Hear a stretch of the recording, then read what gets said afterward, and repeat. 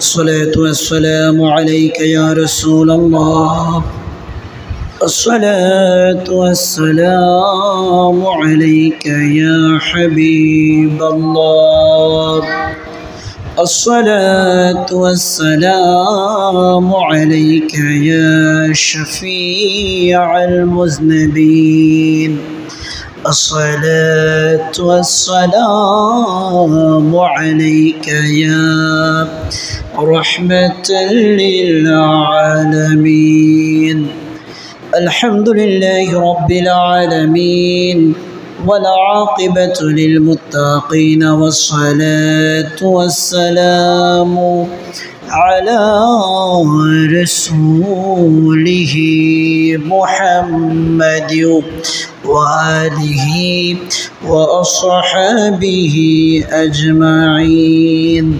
أعوذ بالله من الشيطان الرجيم بسم الله الرحمن الرحيم إن الله وملائكته يصلون على النبي يا أيها الذين آمنوا صلوا عليه وسلموا تسليما اللهم صل سيدنا مولانا محمد وعلى آل سيدنا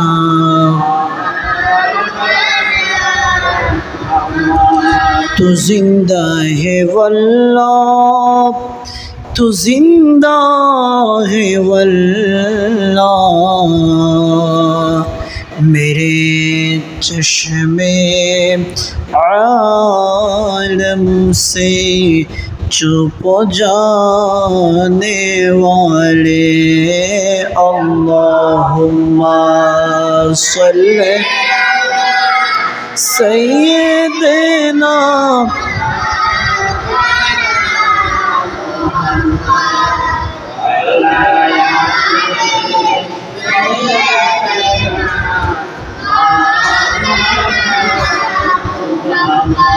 اللہ تمہیں دیا کرو نصیب کرو مدینہ نور نبی کے نا دکھایا قبر دشنیانا اللہم سیدنا مولانا محمد وعلى آل سیدنا سبحان اللہ والحمد للہ لا الہ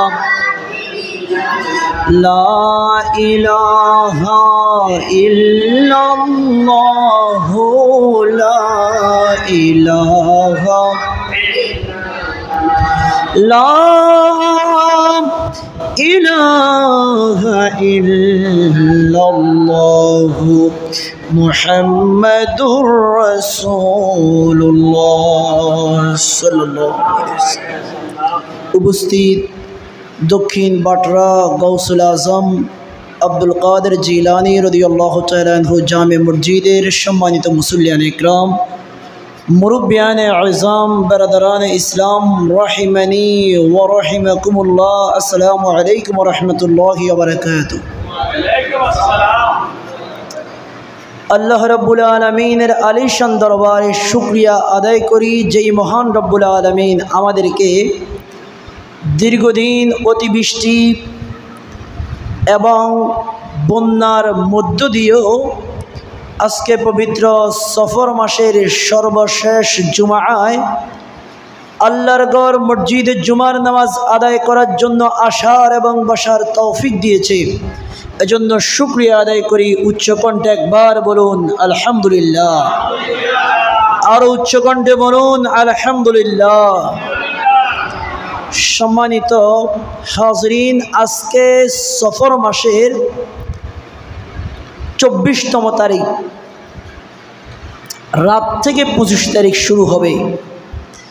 এই সফর মাসের 25 তারিখে আলা হজরত আজিমুল বরকত পরওয়ানায়ে শামঈ রিসালত হুজুর ইমাম শাহ আহমদ রাজা খান ফাজলে বরলবী আলাইহির রহমাত ওনার পবিত্র ওফাত বার্ষিকী। তিনি এমন একজন ব্যক্তিত্ব যিনি জ্ঞান, বিজ্ঞান, কোরআন, হাদিস, ফিকহ, ফতোয়া সব দিক মিলিয়ে আল্লাহ পাক যিনাকে একটি অনন্য নজিরবিহীন আল্লাহ পাকের একটি কুদরত হিসেবে দুনিয়ার মধ্যে প্রেরণ করেছেন। জোরে বলুন সুবহানাল্লাহ। যিনি হাফেজে কোরআন মাত্র 30 দিনে হয়েছেন, তাও কিভাবে? তিনি যখন 13 বছর বয়সে উপনীত হলেন, তৎকালীন সময়ে ফতোয়া প্রদান করার মতো ওনাকে ফতোয়া প্রদান করা সনদ প্রদান করা হলো যে আপনি চাইলে এখন থেকে কি দিতে পারবেন? ফতোয়া দিতে পারবেন। আমাদের দেশের মধ্যে তো ফতোয়ার কোনো অভাব নেই। ফতোয়া মানুষের গায়েও দেয় কি না? ওই গায়ে দেওয়ার ফতোয়া বলতেছি না, মাসলা মাসাইল নিয়ে বিভিন্ন কিছু নিয়ে ফতোয়া দেয়। যিনি জানে তিনিও দেয়, যিনি না জানে তিনিও দেয়। এমনকি যারা জীবনে মাদ্রাসায় যায় নাই তারাও ফতোয়া দেয় কি দেয় না? কিন্তু বিভিন্ন রাষ্ট্রের মধ্যে ফতোয়া দেওয়ার জন্য সরকারি মুফতি থাকে। দেশের মধ্যে সর্বোচ্চ 1, 2 জন, 3 জন, পুরা একটা দেশের মধ্যে যত কিছু হবে ফতোয়া দিবে, মৌখিক কোনো ফতোয়া নেই, সব লিখিত ফতোয়া। তো যা হোক, তো একজন ব্যক্তি আলা হজরতের কাছে একটি প্রশ্ন করলো। তো সেখানে আলা হজরতের নাম লেখার সময় লিখলো যে হাফেজ। কি লিখলো? হাফেজ। তবে তিনি ওই সময় হাফেজ ছিলেন না। তিনি চিন্তা করলেন, ওই ব্যক্তি তো আমার আশেক, আমার মোহাব্বতের ব্যক্তি, সে আমাকে হাফেজ লিখেছে। আসলে আমি তো হাফেজ হতে পারি নাই, কিন্তু তার লেখাটা তো মিথ্যা হয়ে যাবে। আর মিথ্যা বলার ভয়াবহতা সম্পূর্ণ তো গত জুমার আগের জুমে আলোচনা করছিলাম। তো আলা হজরত ওই বক্তকে বাঁচানোর জন্য উনি মনে মনে একটা এরাদা করলেন, সামনে রমজান মাসে রমজানের সুযোগটাকে কাজে লাগিয়ে আমি কোরআন হেফজু করব। হাবেজ সাহেবের থেকে প্রতিদিন মাগরিবের পরে এশার আগ পর্যন্ত হাবেজ সাহেব ওনাকে 1 পারা তেলাওয়াত করে শোনাতেন। আর আলা হজরত প্রত্যেক দিন তারাবির মধ্যে ওই 1 পারা করে পড়ে পড়ে 1 মাসে কোরআনুল কারীম মুখস্থ করেছেন। জোরে বলুন সুবহানাল্লাহ। যিনি পানির মধ্যে প্রকারভেদ তৈরি করতে গিয়ে সায়েন্সের দৃষ্টিতে 318টা বাগে পানিকে ভাগ করেছেন, এই মেধা আল্লাহ পাক যিনাকে দিয়েছেন তিনি হচ্ছে আলা হজরত ইমাম আহমদ রাজা খান ফাজলে বরলবী। জোরে বলুন সুবহানাল্লাহ। আমার রসুল পাক হাদিসে পাকের মধ্যে বলেছেন, আল্লাহ পাক প্রতি 100 শতাব্দীতে উম্মতের ক্লান্তি লগ্নে উম্মতকে বাঁচানোর জন্য, মজহাব মিল্লাতের হেফাজতের জন্য সমস্ত ভ্রান্ত মতবাদ দুর্বৃত্ত করে আমার রসুলের আদর্শ মদিনাওয়ালার মিশনকে বাস্তবায়ন করার জন্য এক একজন করে মুজাদ্দিদ প্রেরণ করেন। মাই ইউজাদ্দিদু লাহা দীনা, ওই সমস্ত মুজাদ্দিদগণ চলমান সমস্ত ফিতনার অবসান ঘটিয়ে আমার রসুলের পিওর ইসলাম জাতির সামনে তুলে ধরেন। সেই রকম একজন ব্যক্তিত্ব ইমাম আলা হজরত আহমদ রাজা খান ফাজলে বরলবী। একটু বড় করে বলুন সুবহানাল্লাহ। আল্লাহ পাক হুজুরের তাওয়াজ্জু ফয়েজ ও বরকত আমাদের প্রত্যেকের উপর জারি রাখুক। জোরে বলুন আমিন। আপনারা অবগত রয়েছেন আমাদের দেশের মধ্যে এখন বন্যা চলতেছে। যদিও আপনার ফেনীর ওইদিকে বন্যা মোটামুটি কমে গিয়েছে, রাস্তাঘাটের উপর থেকে পানি নেমে গিয়েছে, ঘর বাড়ির থেকে পানি নামতেছে, মোটামুটি অনেকগুলো নেমে গিয়েছে এবং এখনও নামার পথে আছে। কিন্তু আমাদের এইদিকে পানি নামার তো কোনো খবর নেই, যদি একদিন থেকে নামতেছে, কিন্তু আমাদের এদিকে এতদিন পানি বাড়ছে, ঠিক কিনা? এবং এই প্রাকৃতিক দুর্যোগের মধ্য দিয়ে সারা বিশ্ব দেখেছে। অনেকে আগে আমরা নিজেরাও বলতাম, ম্যাক্সিমাম লোক দেখি বলতো অর্থাৎ বাঙালিদের কোনো কি নেই, এরা একেবারে নিকৃষ্ট জাতি, এই জাতি সেই জাতি। আসলে এইবার যখন বন্যায় কবলিত হয়েছে, বাঙালিদের উদারতা কীরকম সেটা জাতি দেখেছে, দেশ দেখেছে, কথা বলেন ঠিক কিনা? প্রত্যেক দিন আপনারা যদি বাজারে যান আপনারা দেখবেন, আমাদের রামগঞ্জের কথা বলতেছি, প্রত্যেক দিন সকাল থেকে ফজরের পর থেকে শুরু করে রাত 12টা-1টা পর্যন্ত বিভিন্ন জায়গা থেকে দেশি বিদেশি সংস্থা, রাজনৈতিক অরাজনৈতিক সামাজিক বিভিন্ন রকম সংগঠন, বিভিন্ন কিছুর পক্ষ থেকে অনেকের ব্যক্তিগত উদ্যোগে প্রচুর পরিমাণে ত্রাণ সামগ্রী বিভিন্ন মানুষের মাঝে বিতরণ করতেছে। প্রত্যেক দিন শত শত গাড়ি। গতকালকে আমরা দাওয়াতে ইসলামীর FGRF এই সংস্থা, মানব কল্যাণ সংস্থার পক্ষ থেকে করপাড়ায় গিয়েছিলাম। সেই সকালে বাড়ির থেকে বের হয়েছি, তো করপাড়ায় আমরা যখন ত্রাণ বিতরণ করলাম, প্রায় এতটুকু পানি দিয়ে ভিতরে ভিতরে ঢুকে মানুষের ঘরে ঘরে গিয়ে ত্রাণ পৌঁছে দিয়ে আসলাম। বিভিন্ন মানুষের ঘরের মধ্যে পানি, অনেকের ঘরে একেবারে এতটুকু পানি, অনেকের ঘরে সামান্য পানি, থাকার উপযোগী নাই। আশ্রয় কেন্দ্র বিভিন্ন মানুষ আশ্রয় নিয়েছে, কথা বলেন ঠিক কিনা? আপনাদের এখানে আশ্রয় কেন্দ্র আছে আশপাশে? কোথায়? হাটপুকুরিয়া? ও, এখানে আছে। বাট্টা হাই স্কুলে আছে না? এরকম রামগঞ্জে অনেক জায়গার মধ্যে আছে। একবারে কাজ করতে করতে আমার জুতার অবস্থা হয়ে গেছে। মাগরিব পর্যন্ত আলহামদুলিল্লাহ আমরা করপাড়া ইউনিয়নে অনেক জায়গার মধ্যে ত্রাণ বিতরণ করেছি। তো আমরা যখন যাচ্ছি দেখলাম বিভিন্ন জায়গার মধ্যে ত্রাণ বিতরণ হচ্ছে, বড় বড় ট্রাকে করে। বিভিন্ন ঢাকার থেকে, সাভার থেকেও দেখলাম এক গ্রুপ আসছে ত্রাণ বিতরণ করার জন্য। মোটামুটি অনেক ত্রাণ বিতরণ করতেছে।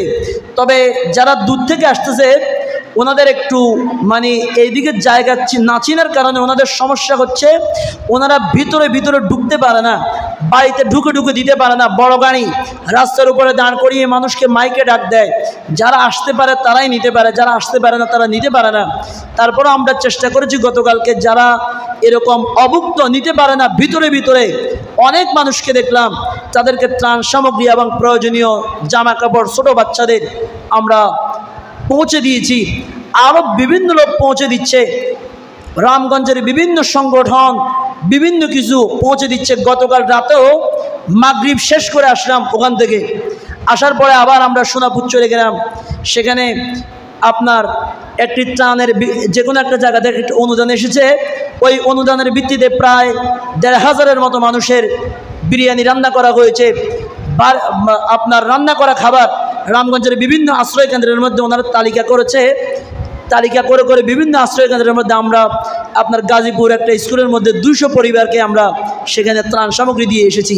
তো এভাবে ত্রাণ সামগ্রী দিচ্ছে যে আমি আজকে সেই বিষয়ের প্রতি ইঙ্গিত রেখে যে আয়াতে কারিমাটা তেলাওয়াত করেছি, আল্লাহ পাক ২৯ নম্বর পারার সূরাতুদ দাহরের ৮ নম্বর আয়াতের মধ্যে আল্লাহ পাক বলেন, ওয়ায়ুতঈমুনাত তাআমা, যারা মানুষকে খাওয়ায় আল্লাহর ভালোবাসার জন্য, নিজের চাহিদা এবং নিজের প্রয়োজন থাকা সত্ত্বেও যারা মানুষকে খাওয়ায়, আলা হুব্বিহিল মিসকিনা ওয়া ইয়াতীমা ওয়া আসীরা, যারা মানুষকে খাওয়ায়, অভাবগ্রস্ত ব্যক্তিদেরকে যারা খাওয়া প্রদান করে, এতিম বাচ্চাদেরকে যারা খাওয়া প্রদান করে এবং বন্দীদেরকে যারা খাবার প্রদান করে।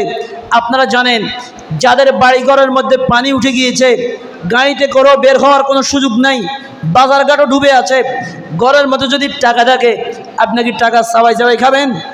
টাকা কি খাওয়া জিনিস? আপনার যদি বাজারে মাল না থাকে, যদি বাজারে না যেতে পারেন, দেখা যায় অনেক ফ্যামিলির মধ্যে কেউ একেবারে দেশে নাই, সবাই বিদেশ আছে, লক্ষ লক্ষ টাকা মাসে ইনকাম, মহিলারা আছে। এখন মহিলাদের পক্ষে তো আর এতটুকু পানি দিয়ে বিভিন্ন জায়গায় রাস্তাঘাট ভাঙা, বিভিন্ন কিছু অতিক্রম করে বাজারে গিয়ে বাজার করে আনা সম্ভব নয়। তো তারাও তো ওই সময় অসহায়, ঠিক কিনা? ওই সময় যদি আপনার তাদের পাশে দাঁড়ান, আল্লাহ পাক তাদের ব্যাপারে বলছেন, যারা আল্লাহর ভালোবাসার জন্য নিজের প্রয়োজন থাকা সত্ত্বেও, নিজের ইচ্ছা শক্তি থাকা সত্ত্বেও, চাহিদা থাকা সত্ত্বেও যারা অভাবগ্রস্ত মানুষকে খাওয়াবে, দান করবে, তাদেরকে পরিধান করাবে। আল্লাহ বলে ইন্নামা নুতইমুকুম লিওয়াজহিল্লাহি লা নুরিদু মিনকুম জাযাআন ওয়ালা শুকরা। এবং তারা এই কথা মনে মনে চিন্তা রাখবে, আমরা এই ভাইদেরকে খাওয়াচ্ছি যে এটা আমরা নিজেদেরকে বড় মনে করার কিছু নেই, কারণ যারা এখন আমাদের থেকে খাচ্ছে তারা অনেকেই পরিস্থিতির শিকার, অনেকেই বিভিন্ন দান অনুদান, লক্ষ লক্ষ টাকা মানুষকে দান অনুদান করে থাকেন, যাকাত ফিতরা দিয়ে থাকেন, অনেক দান অনুদান, সামাজিক অনেক উন্নয়নের কাজে অনেক টাকা ব্যয় করে থাকেন। কিন্তু এখন পরিস্থিতির শিকার ওই সমস্ত ব্যক্তিকে আমরা আমাদের ভালোবাসার সামগ্রী পৌঁছে দিচ্ছি কেন? শুধুমাত্র আল্লাহ পাক বলে তারা দিচ্ছে লিওয়াজহিল্লাহি, আল্লাহ তাআলার সন্তুষ্টির জন্য, এবং কোনো প্রশংসা কৃতজ্ঞতা তারা যেন ওই ব্যক্তির তাবেদারি করে সেই উদ্দেশ্যে নয়। এরপর আল্লাহ পাক বলে ইন্নামা নাখাফু মির রব্বিনা ইয়াওমান আবুসা কামতারির। এবং ওই সমস্ত ব্যক্তিরা তারা মনে মনে এই কথা চিন্তা করে যে আমরা যে এই দান করতেছি, মানুষের দুঃসময়ে যে আল্লাহ পাক আমাদেরকে বিপদে না পেলে তাদের পাশে দাঁড়ানোর সুযোগ করে দিয়েছে, এই জন্য আমরা মানুষের পাশে দাঁড়াচ্ছি। শুধুমাত্র হাসরের ময়দানে আল্লাহ রাব্বুল আলামিনের পক্ষ থেকে পুরস্কারের আশায় এবং কবরের আযাব থেকে, হাসরের ময়দানের ভয়াবহতা থেকে রক্ষা পাওয়ার জন্য আল্লাহ পাক বলে ওই সমস্ত ব্যক্তির জন্য 12 নম্বর আয়াতের মধ্যে আল্লাহ পাক বলে ওয়াজাযাহুম বিমা সাবারু জান্নাতাও ওয়া হারিরা।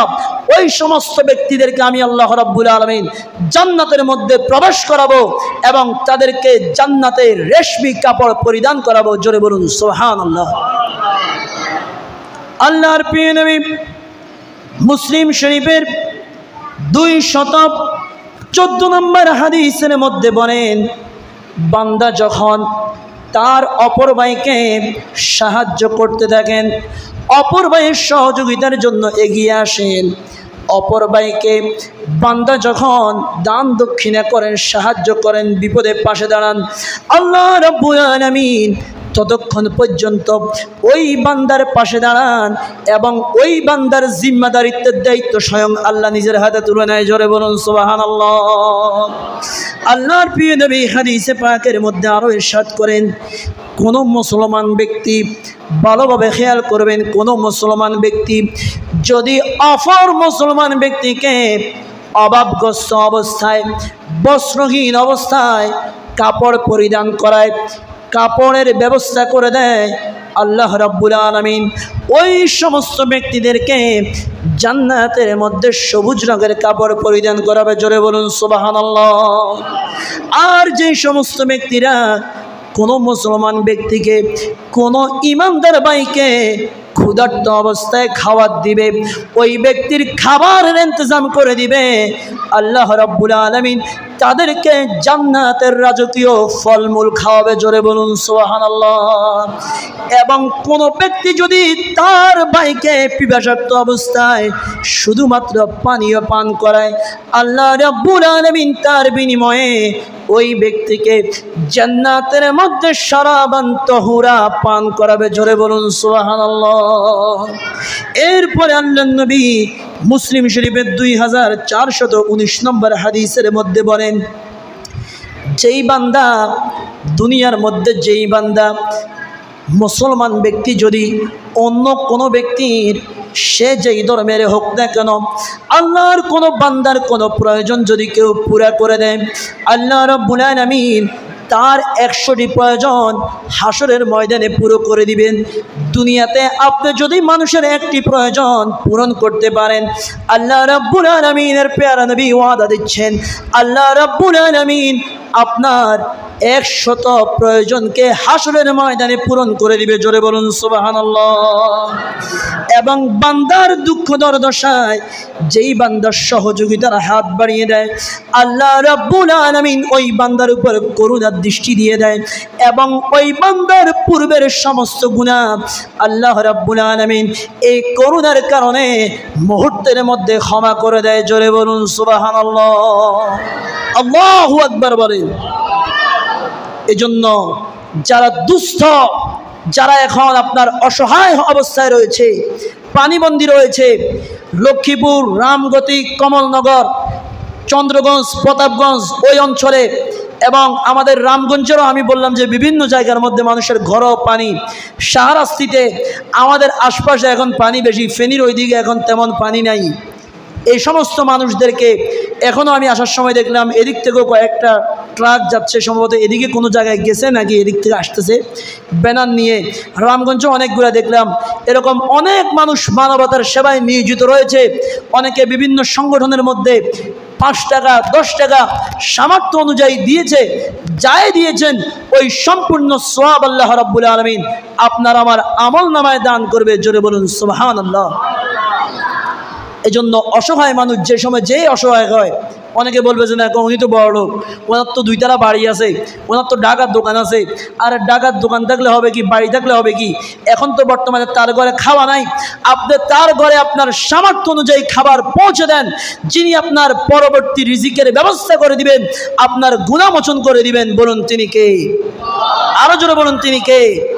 এজন্য আপনারা মানবতার কাজে যেই সময় যেইটার পক্ষ থেকে পারেন, কোনো সংগঠন হোক, আপনার ব্যক্তিগতভাবে হোক, আপনার কয়েকজন বন্ধু বান্ধব মিলে হোক, যেইভাবে হোক, মানবতার এই কাজের মধ্যে আপনারা শরিক থাকবেন।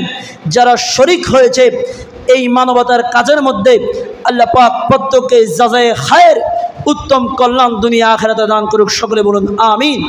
এবং আল্লাহ পাক অতি শীঘ্রই আমাদের সোনার বাংলাদেশকে আল্লাহ পাক যেন বন্যার থেকে 360 আউলিয়া গ্রামের উসিলায়, হজরতে সৈয়দ শাহ মিরান রহমতুল্লাহ আলাইহির উসিলায়, तमाम আউলিয়া গ্রামের উসিলায় আল্লাহ পাক যেন হেফাজত করে। সকলে বলুন আমিন। আজকের মতো এখানেই আলোচনা শেষ করছি। ওমা তৌফিকি ইল্লা বিল্লাহ। যারা পরে আসছেন ক্বাবলা জুমা সুন্নাত 4 রাকাত পড়ে নেন। ওয়া আখিরু দাওয়ানা আলহামদুলিল্লাহি রাব্বিল আলামিন। আসসালামু আলাইকুম ওয়া রাহমাতুল্লাহি ওয়া বারাকাতুহু।